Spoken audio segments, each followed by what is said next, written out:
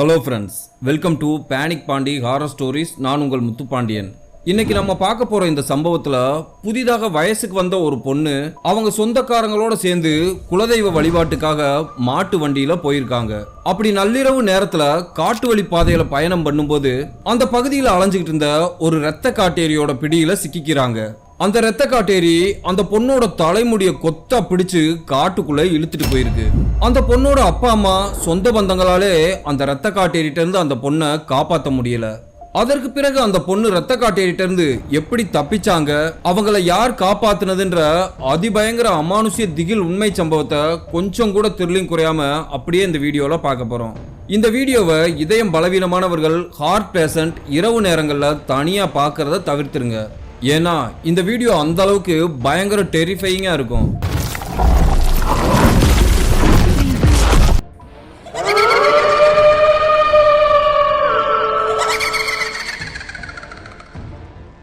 வீடியோக்குள்ள போறதுக்கு முன்னாடி உங்க டைம் 2 செகண்ட்ஸ் ஸ்பெண்ட் பண்ணி இந்த வீடியோக்கு ஒரு லைக் பண்ணிட்டு ஏதாவது கருத்துக்கள் தெரிவிக்கணும்னா மறக்காம கீழே கமெண்ட் பாக்ஸ்ல கமெண்ட் பண்ணுங்க. நியூ வியூவர்ஸ் இப்பதான் நம்ம சேனலை ஃபர்ஸ்ட் டைம் பாக்குறீங்கன்னா நம்ம சேனலை சப்ஸ்கிரைப் பண்ணிக்கிட்டு பக்கத்துல இருக்க அந்த பெல் ஐகானை ஆல் நோட்டிபிகேஷன்ல போட்டுக்கோங்க. அப்பதான் நான் அடுத்தடுத்து போடக்கூடிய அமானுஷ்ய திகில் உண்மை சம்பவங்கள் உங்களுக்கு இன்பாக்ஸ்ல நோட்டிபிகேஷனா வந்துடும். சரி, வாங்க வீடியோக்குள்ள போகலாம்.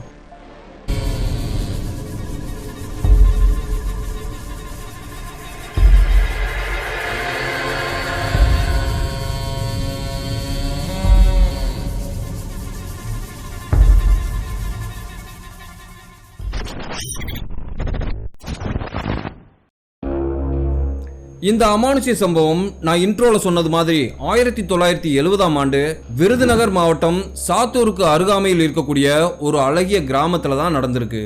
இந்த சம்பவத்தை அதே பகுதியை சேர்ந்த முகுந்தன்ற நம்ம சப்ஸ்கிரைபர் தான் நமக்கு ஷேர் பண்ணியிருக்காரு. இந்த சம்பவம் அவரோட பாட்டிக்கு தான் நடந்திருக்கு. இந்த சம்பவத்தை முகுந்தனோட பாட்டி எல்லா பேர குழந்தைகள்ட்டையும் சொல்லிக்கிட்டே இருப்பாங்களாம். இப்பவும் அந்த சம்பவத்தை பத்தி பேசும்போது அவங்களையும் அறியாம ஒருவித பய உணர்வு ஏற்படும்னு சொல்லி இருக்காங்க. சரியா அந்த சம்பவம் நடக்கும்போது அமராவதி பாட்டிக்கு 15 வயது இருக்குமா. அவங்களுக்கு கூட பிறந்த தம்பி ஒருத்தர் இருந்திருக்காரு. அமராவதியும் அவங்களோட தம்பியும் கிராமத்துல அவங்க அப்பா அம்மாவோட பண்ணை வீட்டுல தங்கிட்டு வந்திருக்காங்க. இவங்க தோட்டத்துக்கு பக்கத்து தோட்டம் அமராவதியோட சித்தப்பா தோட்டம். அவங்க குடும்பமும் விவசாய குடும்பம் தான். அவங்களும் விவசாயத்தை பார்த்துக்கிட்டு அங்க இருக்கிற பண்ணை வீட்டுல தான் தங்கி இருந்தாங்க. அப்படி அவங்க 2 குடும்பமும் எந்த ஒரு பிரிவினையும் பாகுபாடும் இல்லாம சந்தோஷமா வாழ்ந்து வந்த காலகட்டம். அமராவதி அந்த பகுதியில் இருக்க ஒரு பள்ளியில 5வது வரைக்கும் படிச்சிருக்காங்க. அதுக்கு மேல அங்க படிக்கிறதுக்கு சரியான வசதிகள் இல்லாததுனால அவங்க அப்பா அம்மாவுக்கு உதவியா வீட்டு வேலைகள், தோட்ட வேலைகளை பார்த்துட்டு வந்திருக்காங்க. அந்த சூழ்நிலையில தான் அமராவதி பெரிய மனுஷி ஆயிருக்காங்க. அதாவது ஏஜ் அட்டன் பண்ணியிருக்காங்க.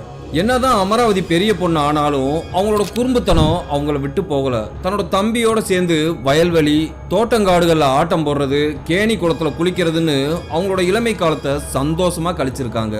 இன்னமும் அவங்க வாழ்ந்த அந்த பசுமையான நினைவுகளை மறக்க முடியலன்னு சொல்லியிருக்காங்க. மின்சாரம்னா என்னன்னே தெரியாத அந்த கிராமத்துல பச்சை பசேல்னு மிகப்பெரிய வயல்வெளிகள், மாந்தோப்பு, புளியந்தோப்பு, கிணறுன்னு அந்த கிராமத்துல வாழ்ந்த அந்த நாட்களை அவங்க வாழ்க்கையோட பொற்காலம்னு சொல்றாங்க. இப்படி சந்தோஷமா போய்கிட்டு இருந்த அந்த சூழ்நிலையில தான் அமராவதியோட அத்தையும் மாமாவும் அவங்க பிள்ளைகளை கூப்பிட்டுக்கிட்டு மாட்டு வண்டி கட்டிக்கிட்டு வீட்டுக்கு வந்திருக்காங்க. இன்னைக்கு இருக்கிற காலகட்டத்துல நாம காரு, பைக்குன்னு நினைச்ச நேரத்துல பயணம் பண்றோம். ஆனா அன்னைக்கு காலகட்டத்துல சரியான சாலை வசதிகள் கூட இல்லாத ரோட்ல மாட்டு வண்டியில தான் பயணம் பண்ணியிருக்காங்க. இரவு நேரங்கள்ல காட்டு வழி பாதையில போறதுக்கு லாந்தர் விளக்குகளை பயன்படுத்தி தான் அந்த காட்டு வழியை கடந்திருக்காங்க. அதே போலதான் அன்னைக்கு அமராவதியோட அத்தையும் மாமாவும் மாட்டு வண்டியில இவங்க வீட்டுக்கு வந்திருக்காங்க. அவங்களும் விவசாய குடும்பம் தான். அவங்களோட கிராமம் இவங்க கிராமத்துல இருந்து ஒரு 30 கிலோமீட்டர் தள்ளி இருந்திருக்கு. அந்த காலகட்டத்துல விருந்தினர்கள்னு வீட்டுக்கு வந்தாங்கன்னா ஒரு 3 நாளாவது தங்கி அவங்களுக்கு பிடிச்சதை சாப்பிட்டுட்டு தான் போவாங்களாம். அப்படித்தான் அவங்களும் அமராவதி வீட்டுக்கு விருந்தாளியா வந்திருந்தாங்க. அப்படி அவங்க அந்த ஊருக்கு வந்தது அவங்க 2 குடும்பத்தாருக்கும் ரொம்பவே சந்தோஷமா இருந்திருக்கு. காலை டிஃபன் தம்பி வீட்டுல, மதிய உணவு அன்னை வீட்டுலன்னு வீடு முழுக்க சந்தோஷம், சிரிப்பு, குழந்தைகளோட விளையாட்டோட கலகலப்பா 2 நாள் போனதே தெரியல. 2 நாள் கழிச்சு அமராவதியோட அத்தை ஊருக்கு கிளம்பும் போது எங்க ஊர்ல சுடலமாட சாமிக்கு கோயில் ஒண்ணு கட்டியிருக்கோம். அடுத்த மாசம் கோயில் கும்பாபிஷேகம் வச்சிருக்கோம். எல்லாரும் குடும்பத்தோட வந்து கலந்துக்கணும்னு சொல்லிட்டு அவங்க அங்க இருந்து கிளம்பி இருக்காங்க. அமராவதியும் அமராவதியோட தம்பியும் அந்த திருவிழாவுக்கு போற ஆசையில ஒவ்வொரு நாட்களா எண்ணிக்கிட்டே இருந்திருக்காங்க. சரியா அந்த திருவிழாவுக்கு கிளம்புற அந்த நாளும் வந்திருக்கு. அன்று சாயங்காலம் 4 மணி அளவுல அமராவதியோட குடும்பமும் அவங்க சித்தப்பார் குடும்பமும் சேர்ந்து மாட்டு வண்டியில அவங்க கிராமத்துல இருந்து கிளம்பி இருக்காங்க. அமராவதியும் அமராவதியோட தம்பி தங்கைகளும் அந்த பயணத்துல பாட்டு பாடி சந்தோஷமா என்ஜாய் பண்ணிட்டு போயிருந்திருக்காங்க. அமராவதியோட சித்தப்பாவும் அப்பாவும் தான் அந்த மாட்டு வண்டியை மாத்தி மாத்தி ஓட்டிட்டு வந்திருக்காங்க. அந்த மாட்டு வண்டிக்குள்ள இரவு உணவுக்காக லெமன் சாதம் புளியோதரைன்னு ரெடி பண்ணி வச்சிருந்தாங்க. இவங்க பயணம் பண்ணக்கூடிய அந்த பாதை ரொம்பவே கரடு முரடான காட்டு வழி பாதை. ஆனாலும் எல்லாரும் சந்தோஷமா அரட்டை அடிச்சுக்கிட்டு அந்த பயணத்தை ரசிச்சுக்கிட்டு தான் வந்திருக்காங்க. இவங்க பயணத்தை தொடங்கி சரியா 2 மணி நேரத்துல பொழுது இருட்ட தொடங்கி இருக்கு. அப்படி பொழுது இருட்ட தொடங்கினதும் அமராவதியோட சித்தப்பா வண்டிக்கு கீழே இறங்கி வண்டிக்கு கீழே இருந்த அந்த லாந்தர் விளக்கை எடுத்து பத்த வச்சுட்டு 2 மாட்டுக்கு நடுவுல கட்டையில தொங்க விட்டுருக்காரு. இப்போ ரோட்ல ஓரளவுக்கு பாதை பிரகாசமா தெரிஞ்சிருக்கு. அந்த அடர்ந்த காட்டுக்குள்ள அந்த நிலாவோட வெளிச்சத்துல அந்த மாட்டு கழுத்துல தொங்கக்கூடிய மணி சத்தமும் அந்த மாட்டு வண்டியோட சக்கரங்கள்ல இருந்து வரக்கூடிய சத்தம் மட்டும்தான் கேட்டுக்கிட்டு இருந்திருக்கு. இவங்க எல்லாரும் வண்டியில அப்படியே தூங்க ஆரம்பிச்சிருக்காங்க. சரியா மணி 9 இருக்கும். மாடுகள் ரெண்டும் அப்படியே மூச்சை இறைச்சிக்கிட்டு நடக்க முடியாம கஷ்டப்பட்டு இருந்திருக்கு. அதை பார்த்து அமராவதியோட அப்பா அவரோட தம்பிகள் கிட்ட, டேய் மாடுகள் ரெண்டும் ரொம்ப சோர்ந்து போச்சு போல, இன்னும் 1 பர்லாங் தூரம் போனோம்னா ஒரு ஆற்றங்கரை ஒன்று வரும், நாம அங்க தங்கல் போட்டுட்டு நைட் சாப்பாடெல்லாம் சாப்பிட்டுட்டு மாடுகளுக்கும் அப்படியே தண்ணி காமிச்சு ரெஸ்ட் எடுக்க வைக்கலாம்னு சொல்லியிருக்காரு. மறுபடி அதிகாலை 3 மணிக்கு நம்ம பயணத்தை தொடரலாம்னு சொல்லியிருக்காரு. அவர் சொன்ன மாதிரியே கொஞ்ச தூரம் போன பிறகு ஒரு ஆற்றங்கரை பகுதி ஒன்றும் வந்திருக்கு. அந்த அடர்ந்த காட்டு பகுதிக்கு பின்னால ஒரு ஆறு ஒன்று ஓடுற மாதிரி சலசலன்னு சத்தம் கேட்டிருக்கு.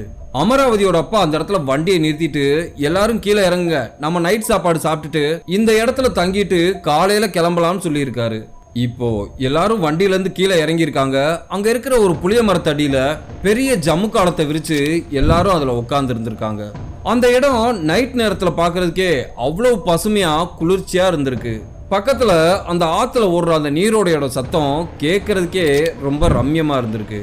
இப்போ அமராவதியோட சித்தப்பா அந்த 2 மாடுகளையும் வண்டியில இருந்து அவுத்து ஆற்றங்கரைக்கு கூட்டிட்டு போய் தண்ணி குடிக்க விட்டுருக்காரு. அப்படி மாடுகள் தண்ணி குடிச்சு முடிச்சதும் அந்த மாடுகளை இழுத்துட்டு வந்து ஒரு மரத்தடியில கட்டி போட்டு புற்களை சாப்பிட கொடுத்துருக்காரு. இப்போ அமராவதியோட அம்மா அவங்க எல்லாருக்கும் அவங்க ரெடி பண்ணி கொண்டு வந்த லெமன் சாதம் புளியோதரை உளுந்த வடைய பரிமாறி இருக்காங்க. அப்படி அவங்க எல்லாம் சாப்பிட்டுக்கிட்டு இருக்கும்போது அவங்களுக்கு எதிரில் உள்ள காட்டுக்குள்ள இருந்து யாரோ நடந்து வர்ற மாதிரி தெரிஞ்சிருக்கு. உடனே அமராவதி அவங்க எல்லாரையும் கூப்பிட்டு யாரோ நம்மளை நோக்கி நடந்து வர்றாங்கன்னு காமிச்சிருக்காங்க. அந்த மொத்த குடும்பத்தாருக்கும் பயங்கர சாக்கு. இந்த அடர்ந்த காட்டுக்குள்ள இரவு நேரத்துல யாரா நம்மளை நோக்கி வர்றதுன்னு ஆச்சரியமா பார்த்திருக்காங்க. அதை பார்க்கறதுக்கு ஒரு பெண் மாதிரி தான் தெரியுது. ஆனா 6 அடி உயரத்துல வளர்த்தியா ஆண் மாதிரி நடந்து வந்திருக்கு. பக்கத்துல வந்ததுக்கு பிறகுதான் தெரியுது அது ஒரு பெண்ணே தான். ஆனா அந்த பெண்ணை பார்க்கறதுக்கு ஒரு பிச்சைக்காரி மாதிரி, அழுக்கு துணி, தலைமுடியெல்லாம் பல வருடங்களா குளிக்காத மாதிரி சிக்கு பிடிச்சு போய் கிடந்திருக்கு.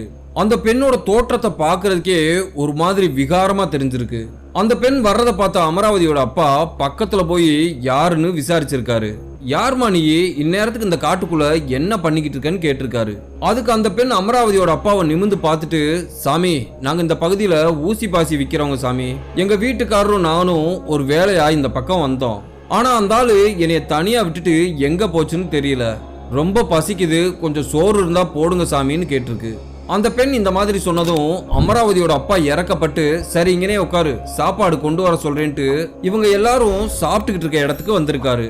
அவங்க எல்லார்கிட்டையும் யாரோ ஊசி பாசி விற்கிற பெண்ணா வழி தெரியாம காட்டுக்குள்ள மாட்டிக்கிச்சான், ரொம்ப பசிக்குதான், நீ போய் அந்த பெண்ணுக்கு சாப்பாடு வையின்னு அமராவதியோட அம்மா கிட்ட சொல்லியிருக்காரு. அமராவதியோட அம்மாவும் வாழை இலை சாப்பாடெல்லாம் எடுத்துக்கிட்டு அந்த பெண் பக்கத்துல போய் பார்த்திருக்காங்க. அந்த பெண்ணோட தோற்றத்தை பார்த்த அவங்களுக்கே அள்ளு விட்டுருக்கு. இப்படியும் கூடயா பெண்கள் இருப்பாங்க? அவங்கள பார்த்தா சாதாரண பெண் மாதிரியே தெரியல. பழைய மாயாஜால படங்கள்ல வர்ற அரக்கிய நினைவுபடுத்துற மாதிரி இருந்திருக்கு. அமராவதியோட அம்மா அந்த பெண்ணுக்கு இலை போட்டு சாப்பாடு பரிமாறி இருக்காங்க. இவங்க போய் குடிக்கிறதுக்கு தண்ணி எடுத்துட்டு வர்றதுக்குள்ள அந்த பெண் மொத்த சாப்பாடையும் சாப்பிட்டு முடிச்சிருந்துச்சு. அமராவதியோட அம்மா கிட்ட சாப்பாடு இன்னும் வேணும்னு கேட்டிருக்கு. மறுபடியும் அவங்க சாப்பாடு வச்சிருக்காங்க. ஆனா அந்த பெண்மணி அந்த சாப்பாடை ஒரே உருண்டையா உருட்டி வாயில போட்டிருந்திருக்கு. அதை பார்த்து பயந்து போன அமராவதியோட அம்மா, அவ்வளவுதாம்மா சாப்பாடு, பிள்ளைங்க எல்லாம் சாப்பிட்டு முடிச்சிட்டாங்கன்னு சொல்லிட்டு எல்லாரும் சாப்பிட்ற இடத்துக்கு வந்துடுறாங்க. அவங்க எல்லார்கிட்டையும் அந்த பெண்ணை பார்க்கறதுக்கே ரொம்ப பயங்கரமா இருக்கு. சாப்பாட்டை முன்ன பின்ன பார்த்ததே இல்லை போல தெரியுது. நான் நிறைய தான் சாப்பாடு வச்சேன், அதை ஒரே உருண்டையா உருட்டி அப்படியே வாயில போட்டு முழுங்கி இருக்குன்னு சொல்லியிருக்காங்க. அவங்க அந்த மாதிரி சொன்னதும் எல்லாரும் அந்த பெண்ணை ஆச்சரியமா பார்த்துருக்காங்க. இவங்க எல்லாரையும் வேடிக்கை பார்த்துட்டு இருந்த அந்த பெண்மணி அப்படியே காலை நீட்டி அங்கனக்குள்ளே தூங்க ஆரம்பிச்சிருக்கு. அப்படி படுத்த அந்த பெண்மணி கொஞ்ச நேரத்துல கொர்ருன்னு கொரட்டை விட்டு தூங்கி இருக்காங்க. இவங்க எல்லாரும் கொஞ்ச நேரம் உட்காந்து அரட்டை அடிச்சுட்டு அங்கங்கே விரிச்சு எல்லாரும் தூங்க ஆரம்பிச்சிடுறாங்க. நள்ளிரவு 1 மணி இருக்கும். காத்து விசு விசுன்னு அடிச்சிருந்திருக்கு. அந்த மரத்துல இருந்த ஆந்தைகள்லாம் பயங்கரமா அலறி கத்தி இருந்திருக்கு. அந்த சத்தத்தை கேட்டு அமராவதி பயந்து போய் முழிச்சிருக்காங்க. அந்த இரவு நேரமும் அங்க அடிக்கக்கூடிய பனிக்காத்தும் ஒரு மாதிரி பய உணர்வை ஏற்படுத்துற மாதிரி இருந்திருக்கு. அமராவதி படுத்தபடியே மெதுவா கண்ணை திறந்து சுத்தியும் முத்தியும் பார்த்திருக்காங்க. மாடுகள் ரெண்டும் மரத்துக்கு பக்கத்துல படுத்துக்கிட்டு கண்ணை மூடிக்கிட்டே அசை போட்டுக்கிட்டு இருந்திருக்கு. டக்குன்னு திரும்பி பார்த்த அமராவதி அதிர்ச்சியில உறைஞ்சு போயிருக்காங்க. அவங்களுக்கு கொஞ்சம் தூரம் தள்ளி அந்த இடத்துல படுத்திருந்த அந்த பெண்மணி இப்ப எழுந்து உட்காந்து அமராவதியவே முறைச்சு பார்த்துக்கிட்டு இருந்திருக்கு. அதை பார்த்த அமராவதிக்கு பயத்துல அவங்க அம்மாவை இறுக்கமா கட்டி பிடிச்சு படுத்திருக்காங்க. அதுக்கு மேல அமராவதிக்கு தூக்கமே வராம இருந்திருக்கு. யூரின் வேற பயங்கர அர்ஜென்ட்டா இருந்திருக்கு. அவங்க அம்மாவை எழுப்பி, அம்மா வாமா பாத்ரூம் போயிட்டு வரலான்னு கூப்பிட்டுருக்காங்க. அமராவதியோட அம்மாவும் எழுந்திருச்சு அமராவதியை எதிரில் இந்த காட்டு பகுதிக்குள்ள கூட்டிட்டு போயிருக்காங்க. அப்படி இவங்க அந்த காட்டு பாதைக்குள்ள போய்கிட்டு இருக்கும்போது இவங்களுக்கு பின்னாடி யாரோ நடந்து வர்ற மாதிரி சத்தம் கேட்டிருக்கு. அந்த சத்தத்தை கேட்டு பயந்து போன அமராவதியோட அம்மாவும் அமராவதியும் அந்த இடத்துல நின்று திரும்பி பார்த்திருக்காங்க. இவங்க வரும்போது தூங்கிட்டு இருந்த அதே ஊசி பாசி விற்கிற பெண் தான் இப்போ எழுந்திருச்சு இவங்க பின்னாடியே வந்திருக்கு. அமராவதியோட அம்மா அந்த பெண்ணை பார்த்து ஒரு நிமிஷம் பயந்து போயிருந்தாலும் அந்த பயத்தை மறைச்சுக்கிட்டு அந்த பெண் கிட்ட பேச்சு கொடுத்துருந்துருக்காங்க. பாப்பா யூரின் வருதுன்னு சொன்னா அதனாலதான் கூட்டிட்டு வந்தேன்னு சொல்லியிருக்காங்க. அதுக்கு அந்த பெண் எதுவுமே பதில் பேசாம அமராவதியோட அம்மாவை முறைச்சுக்கிட்டே அந்த காட்டுக்குள்ள வந்திருக்கு. இப்போ அமராவதியோட அம்மா ஒரு இடத்துல நின்றுட்டு, அம்மா நான் இங்கனக்குள்ளே நிக்கிறேன், நீ செடிகளுக்கு பின்னாடி போயிட்டு வாமான்னு சொல்லியிருக்காங்க. அமராவதி போன அந்த பாதைக்குள்ள பின்னாடி வந்த அந்த பெண்ணும் போயிருக்கு. அந்த பெண் அமராவதியோட அம்மாவை கிராஸ் பண்ணும்போது அழுகி போன பிணவாட அடிச்சிருந்திருக்கு. அதை பார்த்து பயந்து போன அமராவதியோட அம்மா, யாரா அந்த பொம்பளை, காட்டுவாசி பொம்பளையா இருக்கும் போல இந்த நாத்த நாறுதுன்னு யோசிக்கிறாங்க. நாம பேசுறோம், அதுக்கு பதில் சொல்லாம புத்தி சுவாதீனம் இல்லாத பொம்பளை மாதிரி போய்கிட்டு இருக்கேன்னு யோசிச்சுட்டு இருக்காங்க. அந்த பெண் அமராவதிக்கு பின்னாடி போய் ஒரு 2 நிமிஷம் கூட ஆயிருக்காது. திடீர்னு அந்த காட்டுக்குள்ள இருந்து அமராவதி அலறி கத்துற மாதிரி சத்தம் கேட்டிருக்கு. அந்த அலறல் சத்தம் உயிர் பயத்துல மரண ஓலம் எழுப்புற மாதிரி கேட்டிருந்திருக்கு. தன்னோட மகள் ஏதோ ஒரு ஆபத்துல மாட்டிக்கிட்டா போலன்னு அமராவதியோட அம்மா யோசிக்கிற நேரத்துல காட்டுக்குள்ள ஒரு ஆவேசமான ரத்த காட்டேரி பயங்கர சத்தமா கத்துற மாதிரி கேட்டிருக்கு. அந்த சத்தத்தை கேட்டு பயந்து போன அமராவதியோட அம்மா தான் மகளுக்கு என்னாச்சோ ஏதாச்சோன்னு சொல்லிட்டு அடிச்சு பிடிச்சு அந்த காட்டுக்குள்ள ஓடி வந்திருக்காங்க. அங்க வந்து பார்த்தவங்களுக்கு தூக்கி வாரி போட்டிருந்திருக்கு. உள்ள போன அந்த பிச்சைக்கார பெண்மணி பெரிய அரக்கி மாதிரி 10 அடி உயரத்துக்கு அமராவதியோட தலைமுடியை பிடிச்சு தூக்கி இருக்கு.